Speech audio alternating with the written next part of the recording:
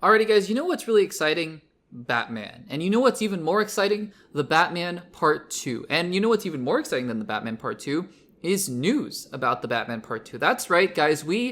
I think as the days are going on, as the script's been completed, as Matt Reeves finally gears up for pre-production on the Batman Part 2, which is going to be filming, I believe, early next spring, we are getting more and more news, tidbits here and there about the story and about just what's happening with the Batman Part 2. And I'm hoping that in the coming weeks and months, we might be getting some maybe teases of the costume or some other characters, castings, even the villain. I'm very excited. I am very, very excited, if you can't tell. The Batman is perhaps my favorite DC movie that's been released in the last 10 years. I think that's pretty fair to say, honestly. Yeah, I think The Batman is my favorite DC movie, maybe in the last 15 years. It certainly, to me, rivals The Dark Knight and Batman Begins as my favorite Batman movie of all time. I think it is one of my favorite DC movies of all time. I love The Batman. Love The Batman. And so we've just been waiting on pins and needles for anything about the second movie. And finally, recently, Matt Reeves has turned in the script for the Batman 2. Everybody's raving about it. Colin Farrell says it's great. He said that he himself, the Penguin, doesn't have a big role in it. And other people like James Gunn, who, yeah, it's his job to say good things about his projects. But still, he's been pretty honest of saying, yeah, some projects haven't worked out here and there. We're waiting for Matt Reeves, et cetera, et cetera. So, he is a quote-unquote homer in the sense that, he has to say nice things about his projects. But still, it's nice to hear that he likes the script a lot. And now, at the Emmys, I think, Matt Reeves was giving an interview about the Batman Part 2 and talking about Cristin Milioti as Sophia Falcone. And unfortunately, he had some bad news to deliver. So we've all been wondering, since the Penguin finished up, what is Sophia Falcone's role in the but in the Batman universe going to be moving forward? Is she going to appear in the Batman Part 2? Is there going to be a Penguin Season 2? What's the deal?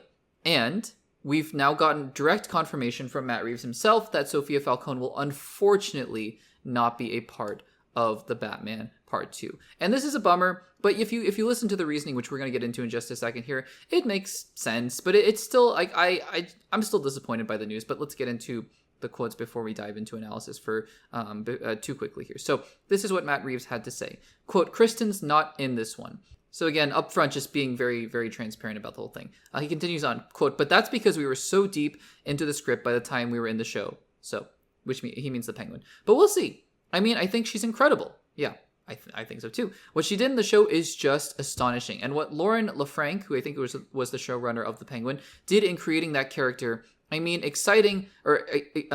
creating this version of the character is so special. And I think, it speaks to how big of an imprint she had, the character of Sophia Falcone, on all of us. He continues on, he says, quote, "So it'd be really exciting to do something with her, but she's not in this one, in full disclosure, just because we were so far along in the story that it was like, oh gee, we could, but it might upset the apple cart, let's say, given where the story goes and what we were exploring.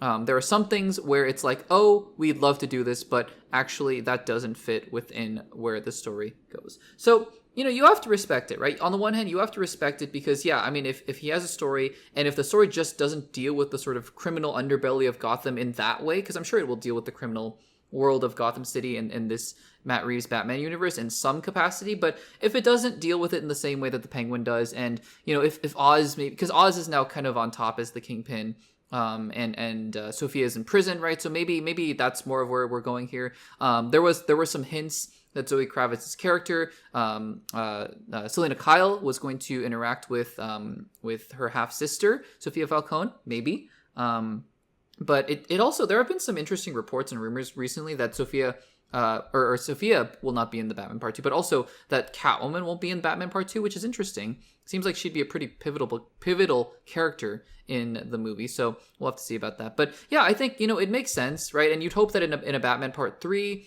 that she would reappear, as Sophia Falcone. But again, I think we'd all much rather, in my opinion, it'd be great to have her appear in the Batman Part 2 for 3 minutes, if that's really what it was.